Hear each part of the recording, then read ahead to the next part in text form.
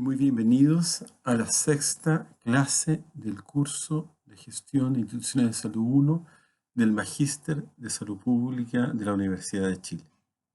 Lo que veremos hoy día es evaluación de la estrategia. Recordemos que el proceso de gestión estratégica consiste de 3 etapas. La formulación de la estrategia, que incluye el desarrollo de una visión y misión, identificar oportunidades y amenazas externas a la organización, determina fortalezas y debilidades internas, establecer objetivos a largo plazo, generar estrategias alternativas y elegir estrategias a seguir. También consiste en la implementación de la estrategia, que requiere establecer objetivos anuales, diseñar políticas y programas, motivar a los empleados y asignar recursos de manera que se puedan ejecutar las estrategias formuladas. La implementación de la estrategia incluye el desarrollo de una cultura con mentalidad estratégica, una estructura organizativa eficaz, formulación de presupuestos, utilización de los sistemas de información y el vincular la compensación de los empleados con el desempeño organizacional. Y la tercera etapa es evaluación de la estrategia, que es la etapa final en la gestión estratégica y se requiere saber si las estrategias no están funcionando bien. La evaluación de la estrategia es el medio principal para obtener esta información. La evaluación de la estrategia es necesaria para las organizaciones de todos los tamaños y tipos. La evaluación de la estrategia debería gatillar un proceso de cuestionamiento de las expectativas y suposiciones, desencadenar una revisión de los objetivos y estimular la creatividad en la generación de alternativas. Evaluar las estrategias en forma continua en lugar de forma periódica permite establecer el nivel de progreso y supervisarlo más efectivamente, y los directivos y trabajadores de la organización deberían continuamente estar conscientes de los progresos realizados hacia la consecución de los objetivos. En la medida que cambian los factores críticos de éxito, los miembros de la organización deberán participar en determinar las acciones correctivas adecuadas. Recordemos que el trabajo de cualquier directivo puede ser dividido en las siguientes funciones. Planificar, que es determinar qué se va a hacer. Decisiones que incluyen el esclarecimiento de objetivos, establecimiento de políticas, fijación de programas y campañas, determinación de métodos y procedimientos específicos y fijación de previsiones día a día.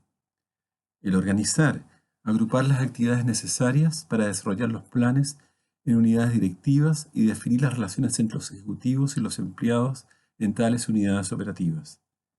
El coordinar los recursos, obtener para su empleo en la organización el personal ejecutivo, el capital, el crédito y los demás elementos necesarios para realizar los programas. El dirigir implica emitir instrucciones que incluye el punto vital de asignar los programas a los responsables de llevarlos a cabo y también las relaciones diarias entre el superior y sus subordinados. Y finalmente, el controlar, que es vigilar si los resultados prácticos se conforman lo más exactamente posible a los programas e implica estándares, conocer la motivación del personal al alcanzar estos estándares, comparar los resultados actuales con los estándares y poner en práctica la acción correctiva cuando la realidad se desvía de la previsión. Recordemos también que el proceso de control clásico consta de una serie de elementos que son: establecimiento de los criterios de medición, tanto de la actuación real como de lo deseado.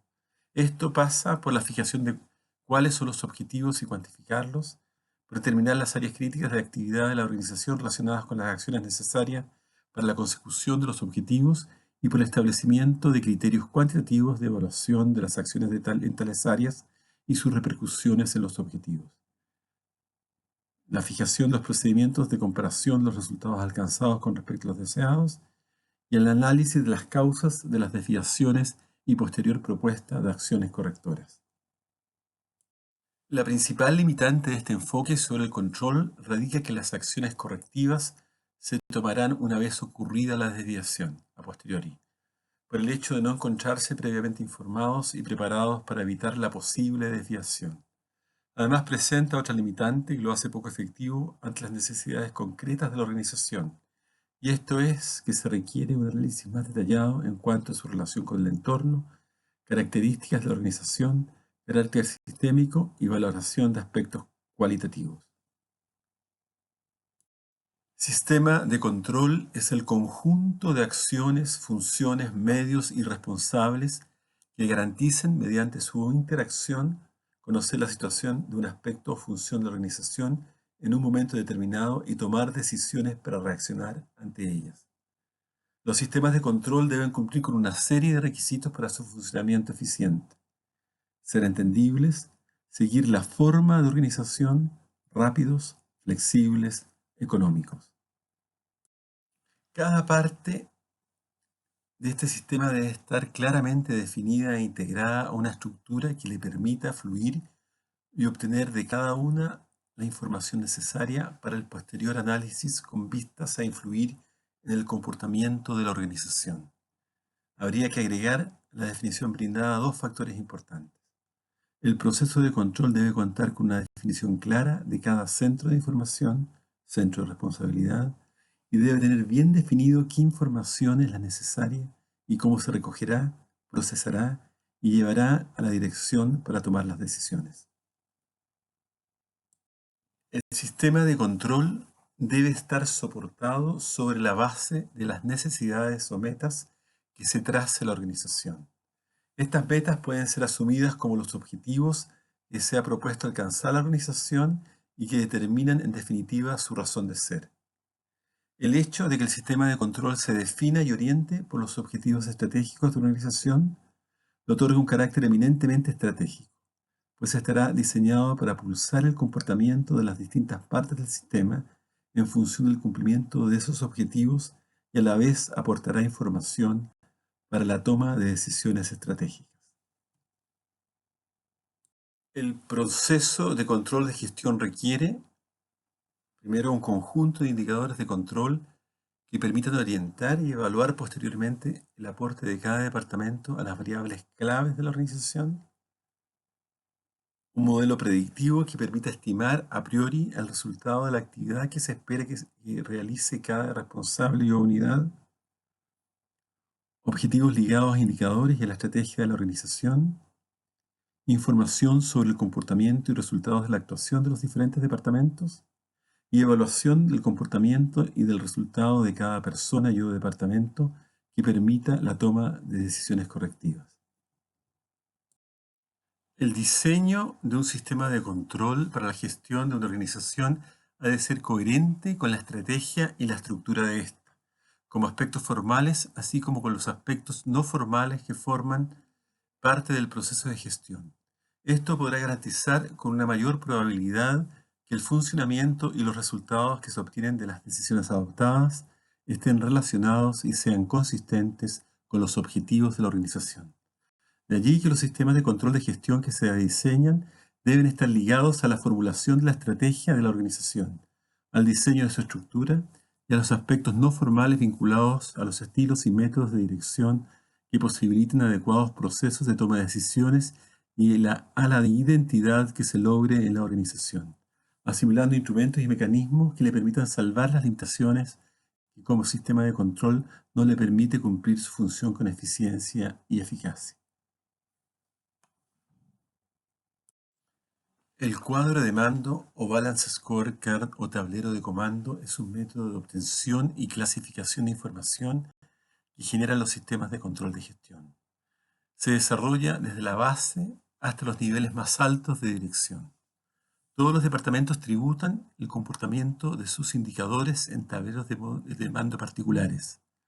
Estos recorren y se adaptan a las necesidades de información de los distintos niveles superiores hasta llegar a un punto o persona encargado de clasificar toda la información en dependencia de las necesidades de información de la alta dirección para la toma de decisiones. Todo el proceso se desarrolla mediante sistemas automatizados que permiten a la información recorrer todos los puntos donde se necesite utilizarla o enriquecerla.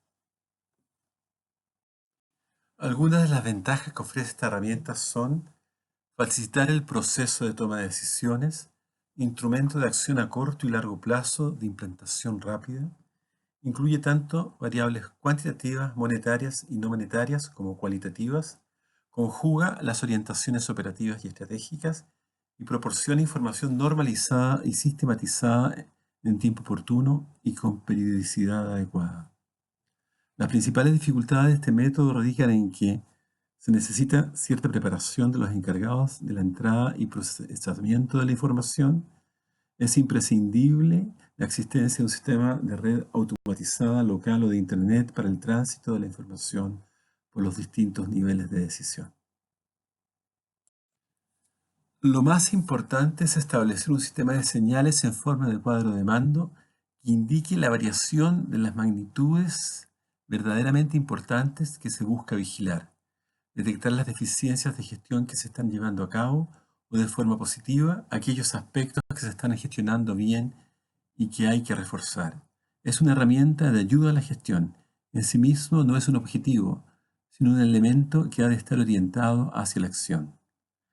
El cuadro de mando tiende especialmente hacia 5 ideas básicas.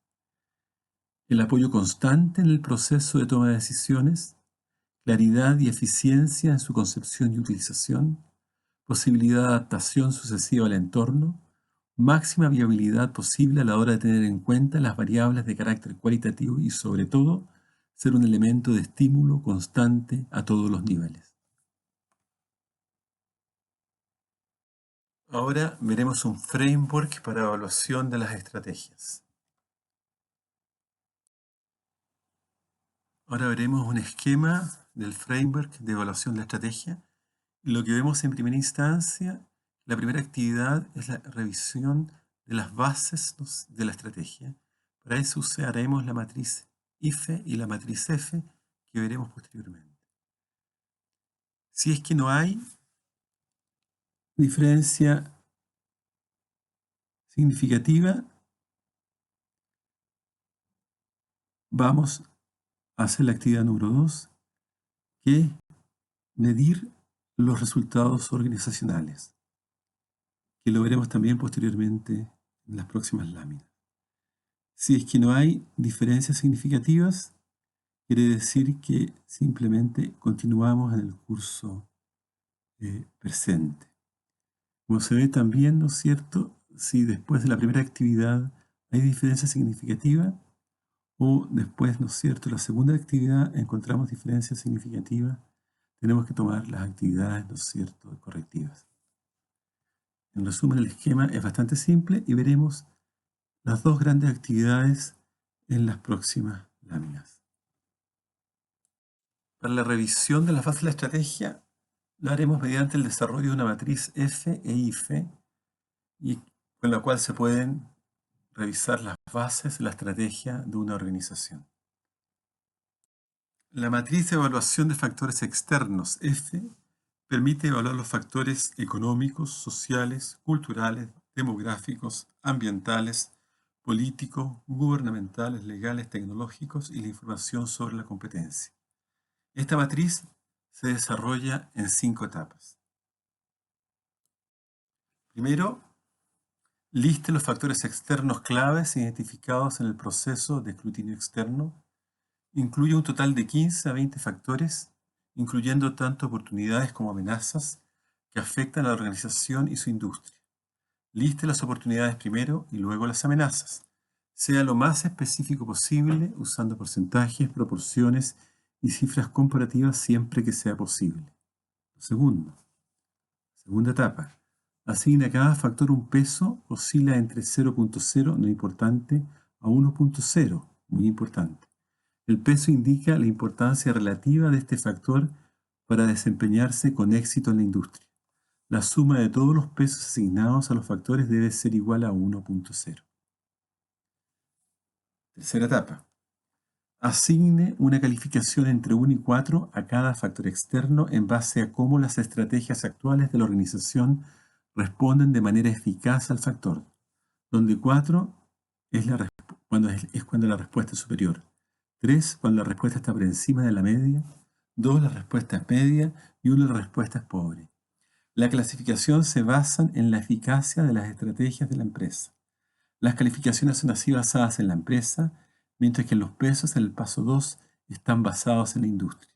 Es importante señalar que las amenazas y oportunidades pueden recibir un 1, 2, 3 o 4. La cuarta etapa, multiplique el peso de cada factor por su clasificación para determinar una calificación ponderada. Y la quinta etapa, sume las puntuaciones ponderadas para cada variable, determinando la puntuación ponderada total para la organización. Aquí se observa un ejemplo de una matriz F que se obtuve del libro de Gestión Estratégica, Conceptos y Casos de Fred Davis. Y por favor observen en detalle la tabla. Como se ve, en la parte de arriba de la tabla están las oportunidades, en la parte de abajo están las amenazas. Si ustedes se fijan, en la columna de los pesos, la sumatoria de todos los pesos es 1. Se fija que el peso oscilaba entre 0, 0 como no importante y 1 cuando es muy importante. Y la suma de todos los pesos es 1, tanto oportunidades como amenazas. Después se recuerdan que en la calificación el puntaje es de 1 a 4, siendo 1 la respuesta es pobre y 4 la respuesta es superior. Y la multiplicación de la calificación por el peso da la última columna, cuya sumatoria, en este caso particular, es 2,58.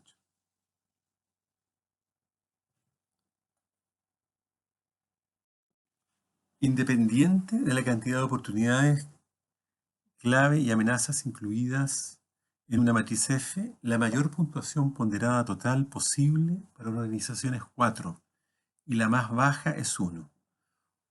Una puntuación total ponderada de 4 indica que una organización está respondiendo de manera excelente a las oportunidades y amenazas en su industria. En otras palabras, las estrategias de la empresa efectivamente aprovechan las oportunidades existentes y minimizan los posibles efectos adversos de las amenazas externas. Una puntuación total de 1 indica que las estrategias de la empresa no capitalizan oportunidades ni están evitando las amenazas externas. Ahora veremos la matriz IFE. Una forma de realizar una evaluación de la gestión estratégica interna es construir una matriz de evaluación de factores internos, IFE. Esta herramienta de formulación de estrategias resume y evalúa las principales fortalezas y debilidades. Los juicios intuitivos son necesarios en el desarrollo de una matriz IFE, por lo que la apariencia de un enfoque científico no debe interpretarse como una técnica de todopoderoso. Una profunda comprensión de los factores incluidos es más importante que los números reales. Similar a la matriz F y la matriz IFE, puede desarrollarse en 5 etapas.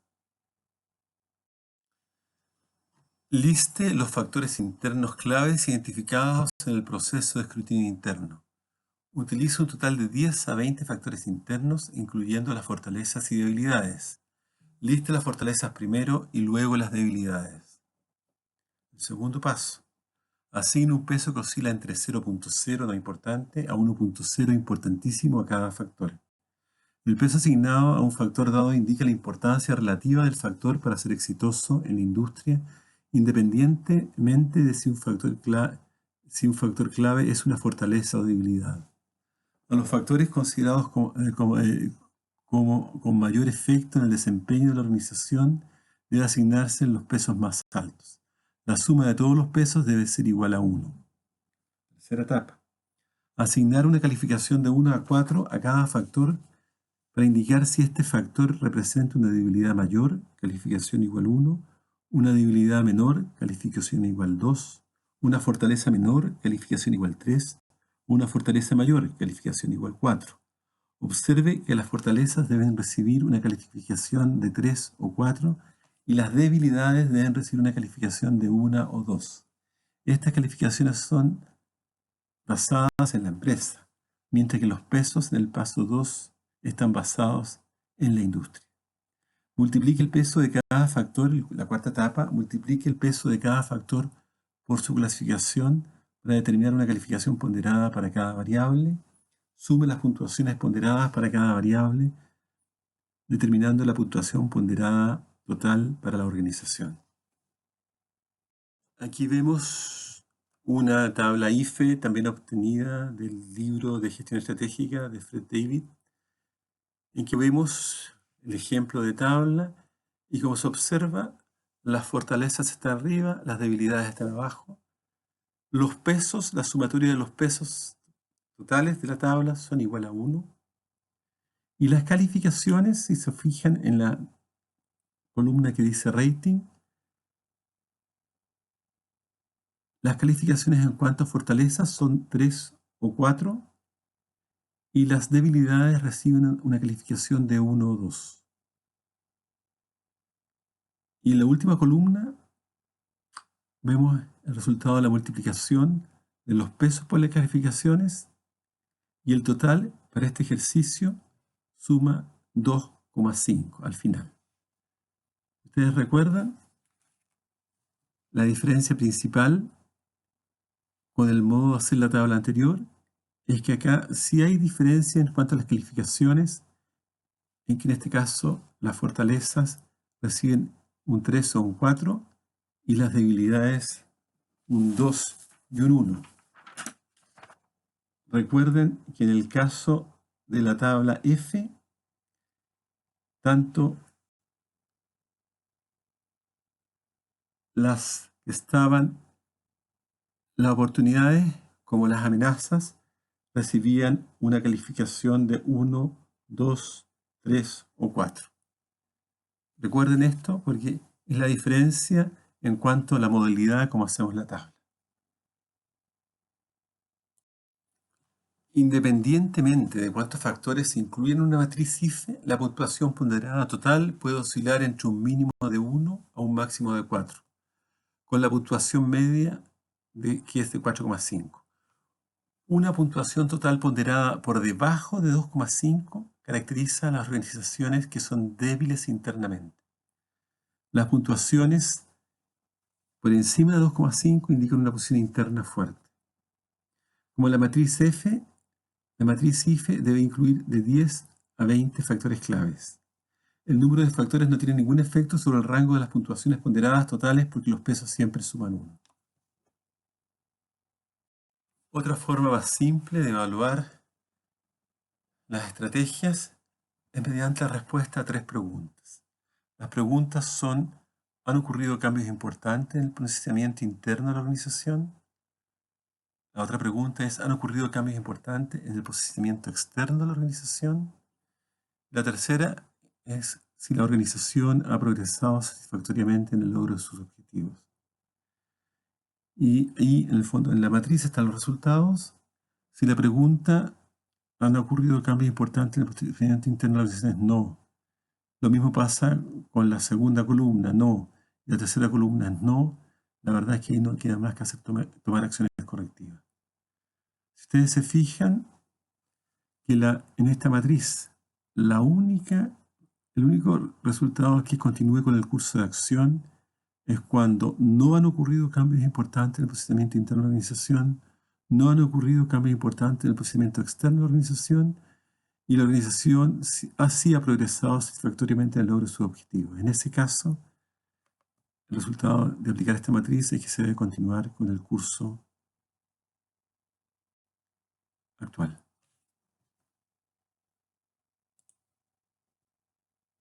Como vimos en la lámina que presentaba el framework para evaluación de la estrategia, la otra actividad que hay que hacer en evaluación de la estrategia es medir el desempeño organizacional. Esta actividad incluye la comparación de resultados esperados con los resultados reales, investigar la desviación de los planes, evaluar el rendimiento individual y los progresos realizados hacia el logro de los objetivos planteados. Tanto los objetivos de largo plazo como los anuales se utilizan en este proceso. El no tener un progreso satisfactorio hacia la consecución de los objetivos señala la necesidad de medidas correctivas. Recuerden ustedes la matriz que vimos previa a esta lámina. Algunos criterios cuantitativos comúnmente utilizados para evaluar estrategias son las razones financieras, que se utilizan para hacer tres tipos de comparaciones. Comparar el rendimiento de la organización en diferentes periodos de tiempo, comparar el rendimiento de la organización con los competidores y comparar el rendimiento de la organización con el promedio de la industria. Aquí se presentan razones financieras claves para medir el rendimiento organizacional. Tenemos el retorno de la inversión, el retorno sobre el patrimonio, el margen de beneficio, porcentaje de mercado, deuda sobre patrimonio, crecimiento de ventas, crecimiento de patrimonio. Hay 6 preguntas cualitativas útiles para evaluar estrategia. ¿Es la estrategia consistente internamente? ¿Es coherente con el medio ambiente? ¿Es la estrategia adecuada en vista de los recursos disponibles? ¿La estrategia implica un grado aceptable de riesgo? ¿La estrategia tiene un marco de tiempo adecuado? Y finalmente, ¿es la estrategia viable? Tomando acciones correctivas. La actividad final de la evaluación de la estrategia es el tomar acciones correctivas. Requiere que se hagan cambios para volver a colocar a la organización como competitiva para el futuro. Ejemplos de cambios que pueden ser necesarios son cambiar la estructura de la organización, reemplazar uno o más individuos clave. El tomar acciones correctivas genera inquietud en directivos y funcionarios. La investigación sugiere que la participación en las actividades de evaluación de la estrategia es una de las mejores maneras de superar las resistencias de los individuos a cambiar. Ahora veremos en un poco más detalle el cuadro de mando integral.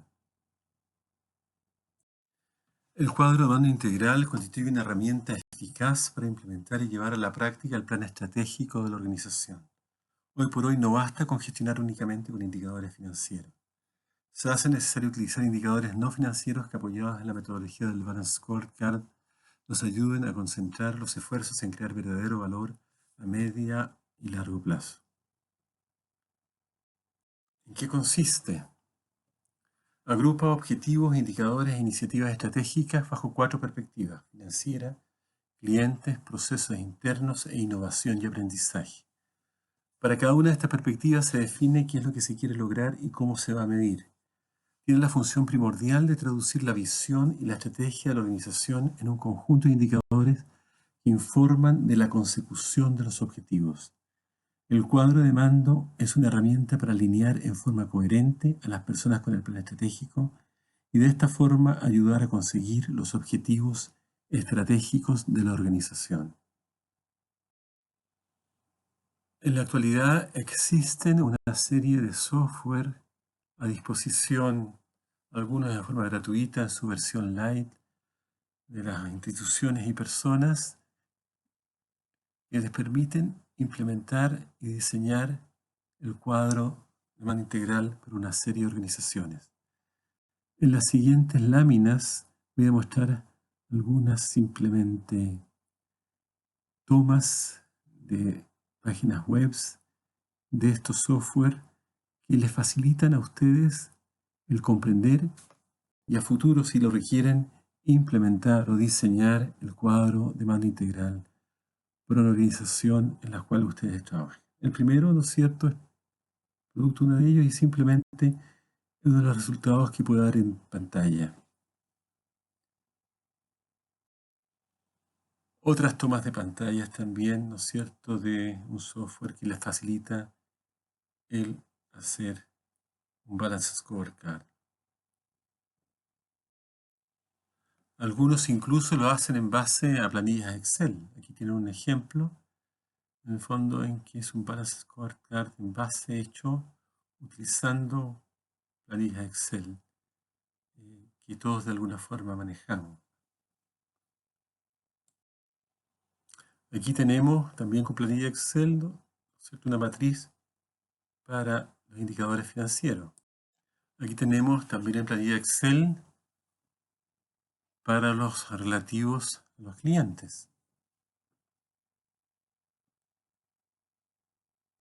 Aquí tenemos la planilla Excel también para la perspectiva interna, ¿no es cierto? Tenemos la planilla para la perspectiva de innovación y aprendizaje, también planilla Excel. Aquí pueden ver un pantallazo de un software de Balance Scorecard que un poco les muestra lo que podrían observar en este software en particular en la pantalla. En otro ejemplo de pantallazo, este es ya utilizando Excel, donde se ve también pantallazo de un Balance Scorecard utilizando Excel. Aquí ven también un pantallazo de una plantilla de mapa estratégico. Lo que yo quiero destacar acá más que nada es que ustedes, en lo posible, ingresen al Internet. Lo pueden hacer a través de Google como buscador. Van a encontrar más de un software sobre el Balance Scorecard. Muchos de ellos les permiten bajar para probar y para jugar y así más fácilmente entender lo que es un Balance Scorecard, cómo se usa, cómo se aplica y cuáles son sus componentes principales. Ya finalizando, lo que vamos a ver son las características de un sistema de evaluación efectivo en forma muy somera. La evaluación de la estrategia debe cumplir varios requisitos básicos para ser efectiva. Primero, las actividades de evaluación de la estrategia deben ser económicas. Las actividades de evaluación de la estrategia deben proporcionar información oportuna y la evaluación de la estrategia debe diseñarse para proporcionar una imagen fiel de lo que está sucediendo. Hay más de un sistema de evaluación de la estrategia ideal. Las características únicas de una organización, incluyendo su tamaño, estilo de gestión, propósito, problemas y fortalezas, determinan el diseño final del sistema de evaluación y control. Uno de los aspectos que quería, ya casi al finalizar la clase, destacar es que toda organización debe tener planificación de contingencia.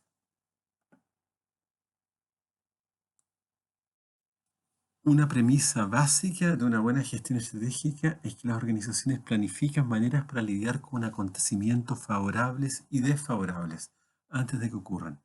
Los planes de contingencia pueden definirse como planes alternativos que pueden ponerse en uso si ciertos eventos claves no ocurren como se espera. Para una planificación de contingencia eficaz, contemple lo siguiente. 1. Identificar los eventos beneficiosos y los desfavorables que posiblemente podrán descarrilar la estrategia. 2. Especificar puntos de activación. Estimar cuándo los eventos contingentes son más probables. 3. Evaluar el impacto de cada evento contingente. Estimar el potencial beneficio o daño de cada evento contingente. 4. Desarrollar planes de contingencia. Asegúrese de que los planes de contingencia son compatibles con la estrategia actual y financieramente viables. 5.